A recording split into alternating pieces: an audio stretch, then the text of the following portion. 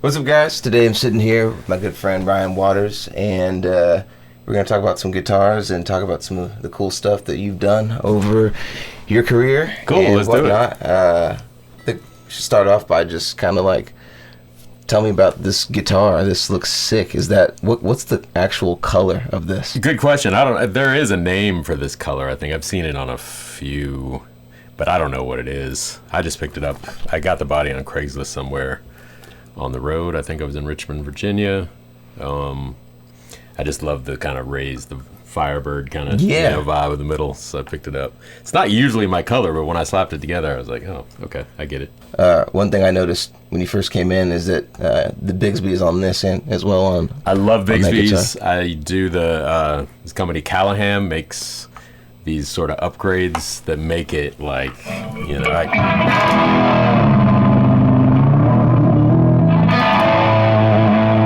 it won't lose tune. That's amazing. Yeah, and these rollers and the bridge, it's just perfect, and I love the way they look, and it's really functional. So, and I can slap them on. I grew up in the '80s. Eddie kind of taught me that when you get a guitar, you take it apart and pick it up, and that's what I do. And I appreciate you bringing over some T-style guitars, because as we were talking about earlier, that's kind of where my heart was, for quite some time until I started, playing these gold top. You made the right guitars. choice. That's a killer guitar. I love all guitars, but Tele's, my main one is a 72 thin line. It's on the road right now, so I don't have it with me. And everything that I've sort of gravitated to ever since I got that guitar has been kind of some version of that. Yeah. So it's, my main one is the thin line. It came with the 2 wide range, which I've since swapped out probably 30 different times. I've got Lawlers in there now that are killer. My main one is that 72 thin line. Yeah. It's been every tour I've ever done. I always take it with me. And I've probably got 4 or 5 thin lines that are essentially set up the same way. Everything from, cheap Squire bodies to, I've got a Mexi tele that sounds killer. A couple a little more expensive ones, but those don't get any more time than the cheap ones, which is why I love teles. Yeah, right. Well, sick. So, like, what's going on with this guitar over here? It's kind of a similar thing. I've had this one for a while, and I've gigged this a lot. This is kind of my, when I'm home. It's got a body I picked up in New York for nothing. I don't even know what it's made of. It's a little heavy, but it just kind of looked cool, and I just kind of buffed it out. And I love the kind of tuxedo binding on it. I use, this one has the Mojo Tone, I think they're called quiet coils or something like that, and I really, really like them. And it's just a great kind of working guitar. And the Bigsby on this one, man, you can... I'm going.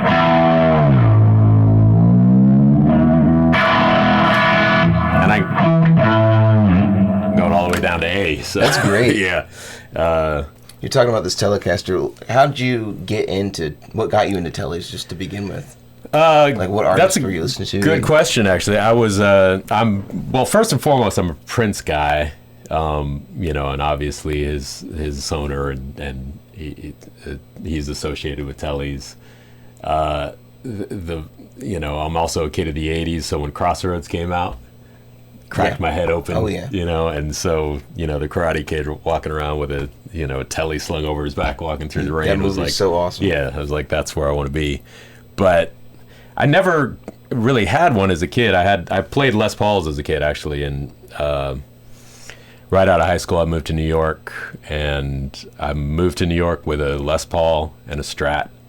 And my first year there, after a gig at CBGB's, came out, ran in to get my money, which was probably $20-$30 from the gig, and came back out, and they had popped my trunk and got the guitars in a span of maybe 45 seconds. Oh my gosh. Yeah, so that was my welcome to New York.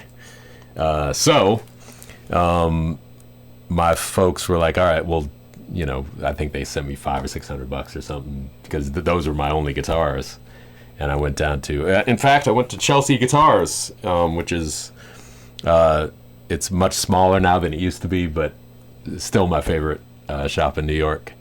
And they had a 72 thin line with a wide range humbuckers, and this was mid 90s, to where they could still be had for a few $100. I think I got it for $550 if I'm not mistaken.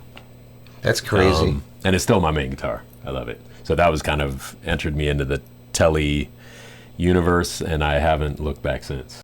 That's awesome. And I've probably got, I don't know, between the Squires and that 72, I probably have 15 teles laying around that, get employed to varying degrees. Yeah. Yeah.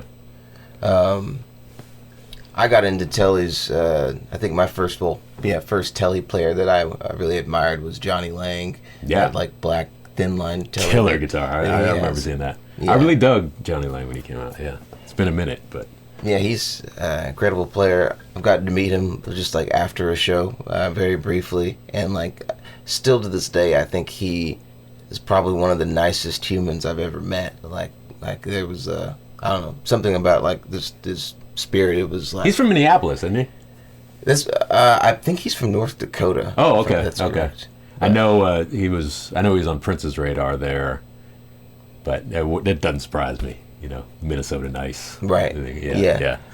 But yeah, that was my first intro to Telecasters.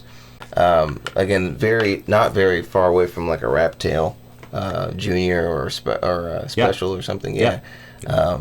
Meat and potatoes. It's just killer, man. I can get away with just about anything on this guitar. Heck and yeah. probably cost me, $400 tops to I put it all love that. together. So, when you're getting on the plane and just throwing it in the overhead, it's nice to not have to worry about.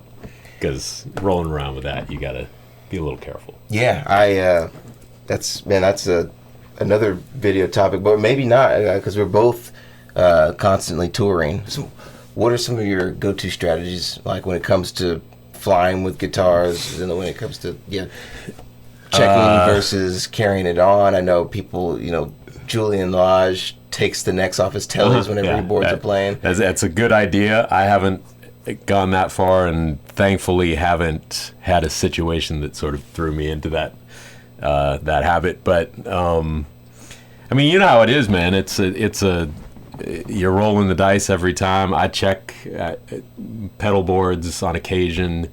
Maybe if I got a really nice case, I'll check it. But for the most part, I take a gig bag and just put it in the overhead. It's the whole walk up, to the attendant letting you on, because sometimes they'll be like, you got to tag that and throw it in. Usually what I do is I'll just take the tag and then just rip it up. Yeah. As I walk down the the old and exactly. They never know. Done that many a times. Yep. And I've been lucky. I've gotten away with it. Europe's kind of touch and go, as I'm sure that can get a little right. In the States you can kind of do that thing where there's a law, sort of get litigious and take out your phone and be like, and they'll back off. In Europe, it's like yes or no, and if it's no, you're screwed. Yeah. I've started using the Gator mini vaults, like the one over there in the corner. Yeah.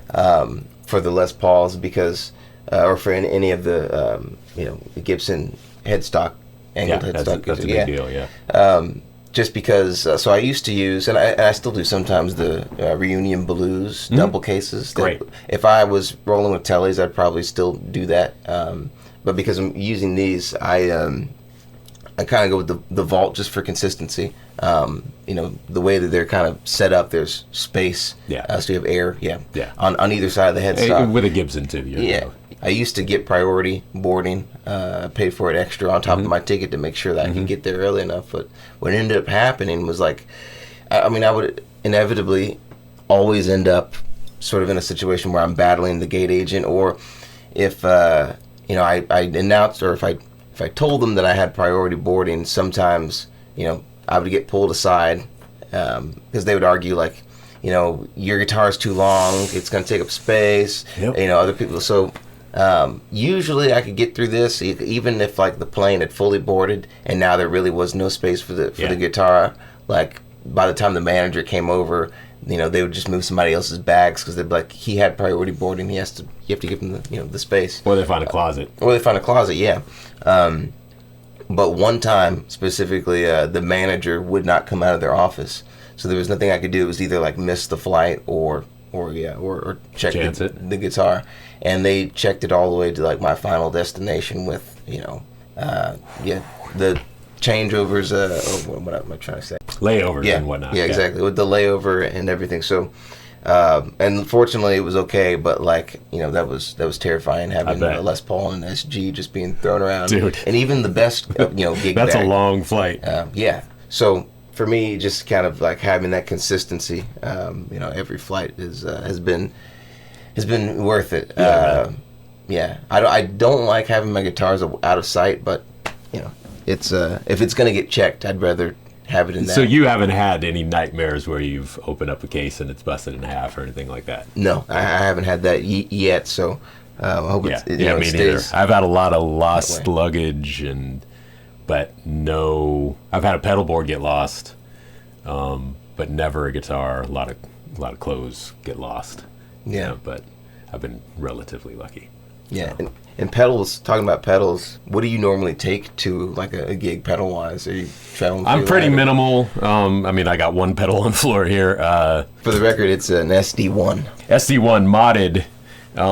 My good friend Ryan Warner, who's one of the many guitar slingers in Heart, he really sweetly gave me this for Christmas, and it's got a kind of a treble bass mod over here that it works really well. Actually, it kind of cuts some of the mud out of it. But as far as my pedal boards, usually I'll have kind of a few overdrives. I kind of do the Stevie Ray thing where I turn the drive all the way down, level all the way up, and I'll just kind of stack a few of those. I run my amps really,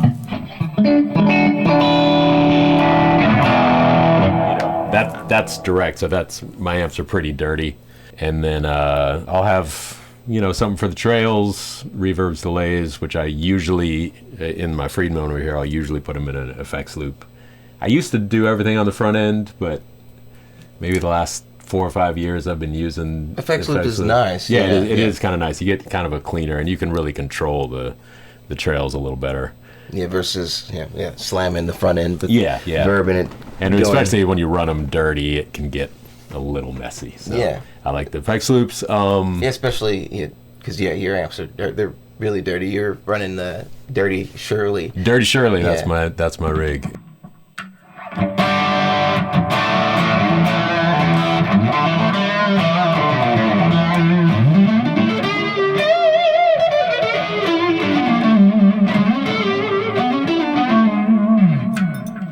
Sounds rad. Yeah, man. That's a cool amp.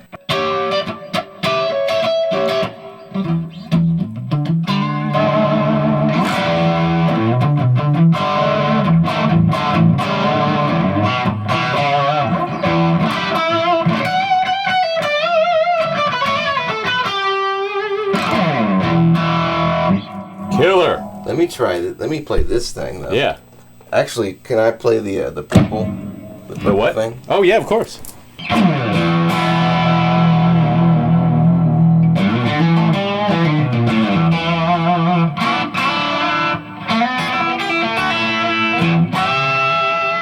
Gotta get my bends on. Yes.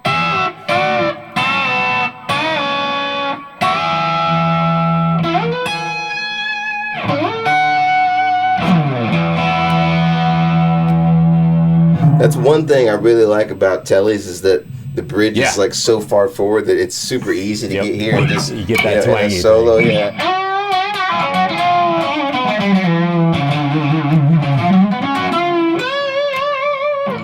You can kind of do that on here too. It's a little bit tighter. Yeah. But it's easier to do that on a wraparound than it is on a Tune-o-matic. My favorite Gibson, I got an SG with a wraparound, and that's where it's at, man. Definitely.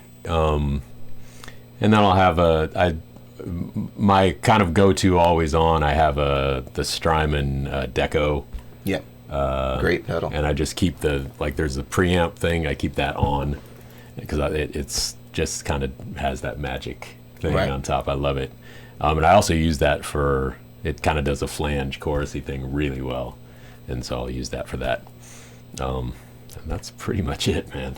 I tried to, be as minimal as possible. Again, my my dream is to just be like a 50s or 60s player where I go to the airport with my tweed case and then I have my one little overdrive fuzz unit, and that's all I need. But yeah, that's kind of my romantic notion as well. Yeah. But then I show up to the gig with that today, and it's not enough for the standards. And you're always going to want a little thing every now and again. It does feel a little naked, and especially in modern music, every now and again you're going to want to throw a little color on stuff. And a lot of stuff is utility too, like having I use the drop pedal all the time just to be able to have multiple tunings at my disposal versus practically trying to fly with 3 or 4 different guitars. I was really skeptical on those. Actually, on the Heart tour, we've been using them, and I can't believe how well they track. And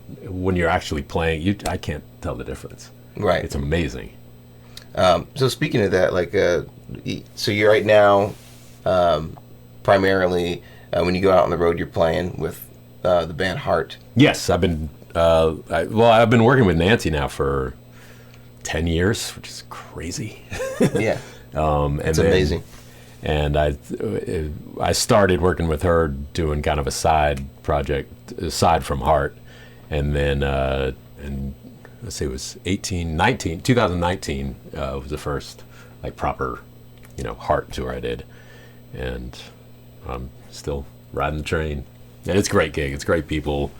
Just those songs. There's so much cool guitar stuff. Yes. And just the kind of I really appreciate. There's no tracks. It's all just the live band up there playing, and there are so few gigs anymore where you can get in front of 15,000 people that know the songs, and you're usually with pop gigs you're playing to tracks, so you're just kind of up there kind of phoning it in. But this thing it's just us, right? And it's total old school, and that's how they want it.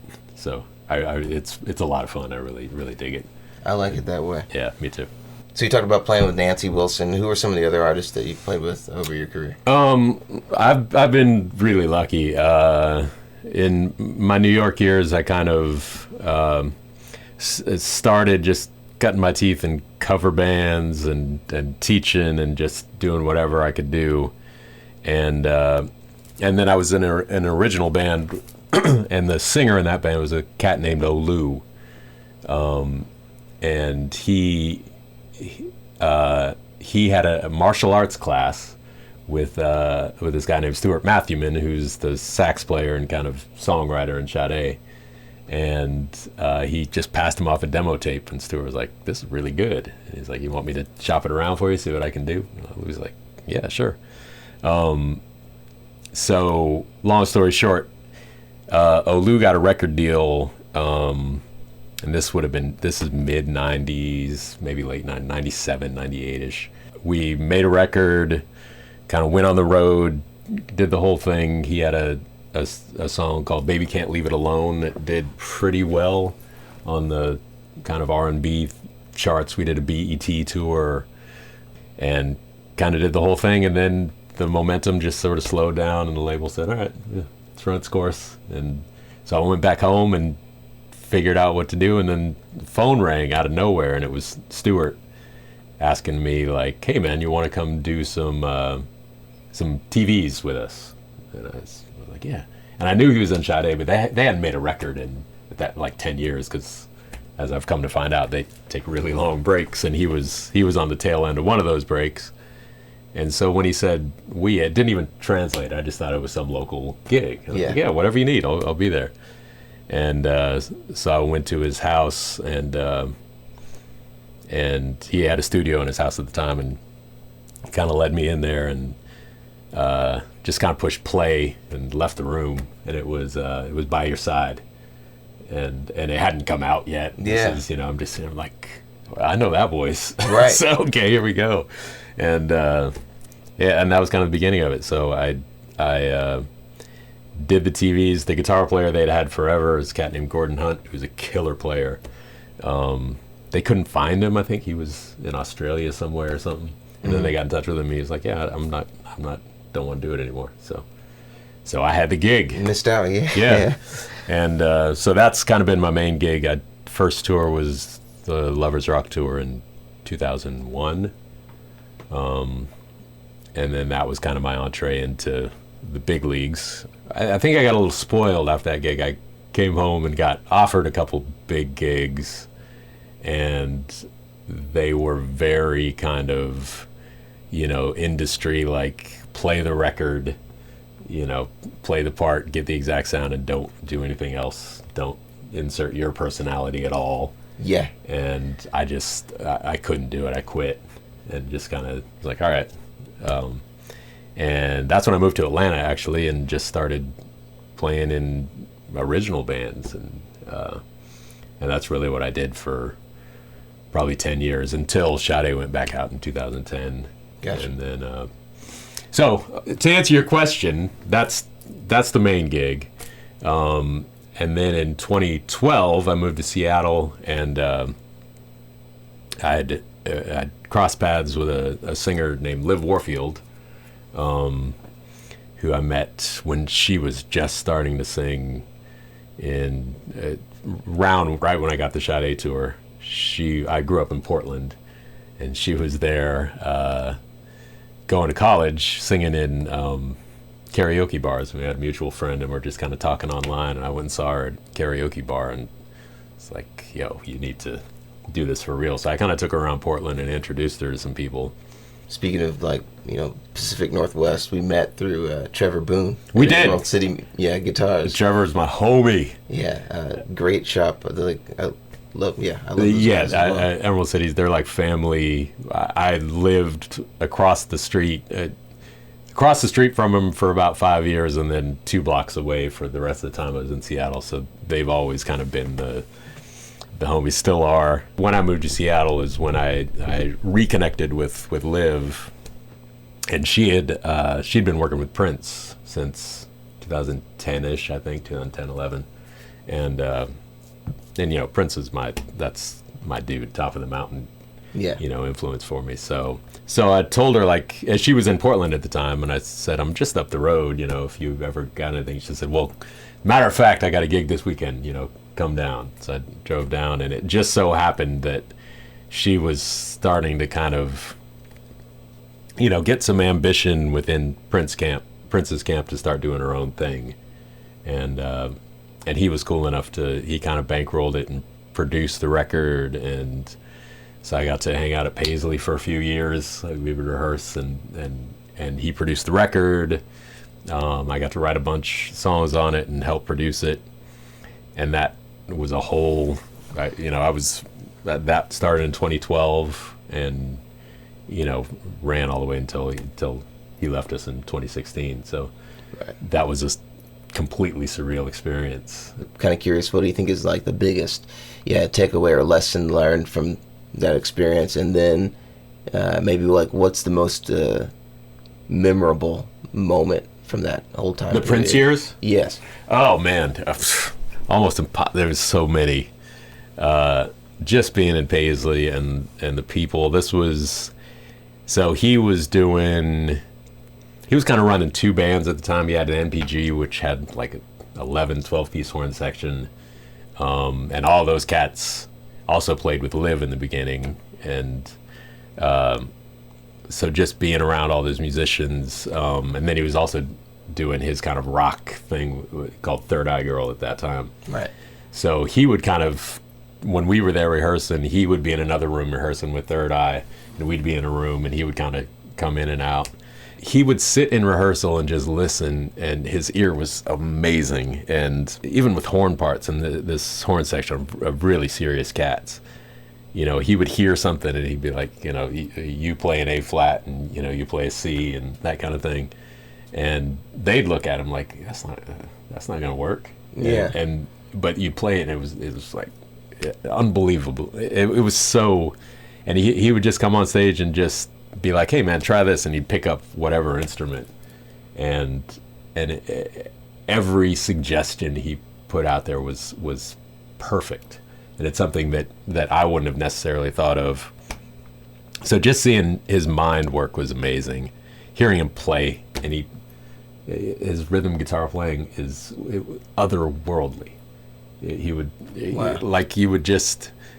We're doing a gig at the City Winery in New York, and which was kind of a legendary night in and of itself.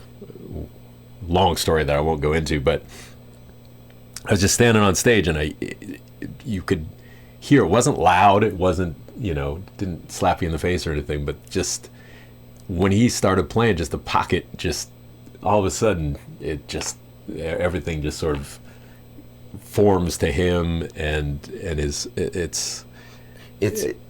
an unbelievable thing to hear, man. It's always something that I can really appreciate is like when you mention like certain players, again, when they just start, they can kind of take the band or group of musicians to another place, rhythmically, sonically, melodically, and man, I always admire players that can do that. Like, yeah, he was definitely one of them, man. Yeah, on whatever he picked up, his bass playing was nasty. Yeah, his piano playing, unbelievable.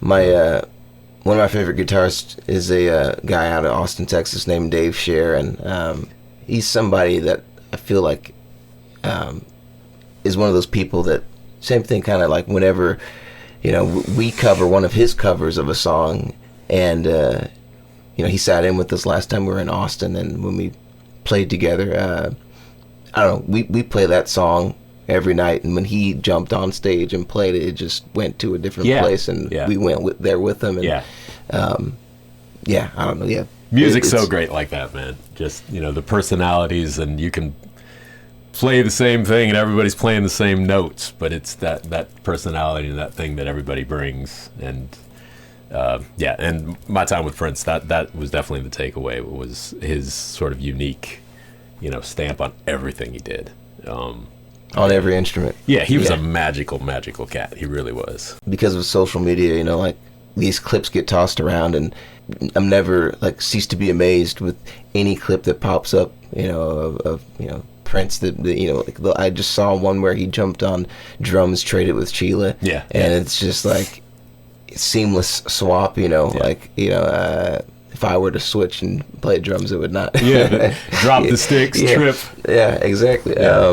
He was smooth as hell too. It was not gonna, he ain't tripping. I feel like any touring act that's done it for any even small amount of time has collected some pretty wild stories. Sure. I'm just curious if you have any, and we can exchange a few. I mean, the wildest ones, we can't really tell. Right. That's true. Let's see. I think the craziest times I had ever had were indie bands just jumping in a van. I think I was in a band based in Atlanta called Heavy Mojo. I was in that band for a few years, and we got a record deal with Universal, and they put us out on the road opening up for Fishbone, and who's come on, amazing band, and we were so geeked, and we kind of got the deal, and we thought, all right, we're hot, and we're and our first gig was in San Francisco, but it was like a pizza restaurant, because Fishbone they don't even rehearse. They would just, at this time anyway, they would get ready for a big tour by doing little club stuff with kind of no-name bands like us. So we jumped in a van, drove from Atlanta to San Francisco, some out-of-the-way pizza joint, and we got in there and nobody was there, and we kind of had this attitude like we just kind of did this half-ass show, like, oh, this just must be the first show, they don't care. And so we did our little set and walked off with just kind of this entitled attitude, and Fishbone got up and slayed. Played to, there maybe been 10 people in there. Angela was on the bar. I remember I was sitting there with the keyboard player, like, this is, it was the biggest lesson in integrity, sincerity, like, you just mean it every time you get on stage, and that was a great lesson. Sometimes I feel like those moments, at least in my experience, I feel like I have some of the better takes of shows than, you know, when it's the highest pressure. Yeah, everything's all the time, yeah. perfect. You know, like I don't know why it always ends up that way. Yeah. You want it to be the other way so badly. Yeah, of course. Like it's Every now and again, you get a big one that you're like, yeah, fucking nailed that one. Yeah. But, far and few between. I think there's something about overcoming the adversity of the moment that like makes the Yeah. That's right. Yep.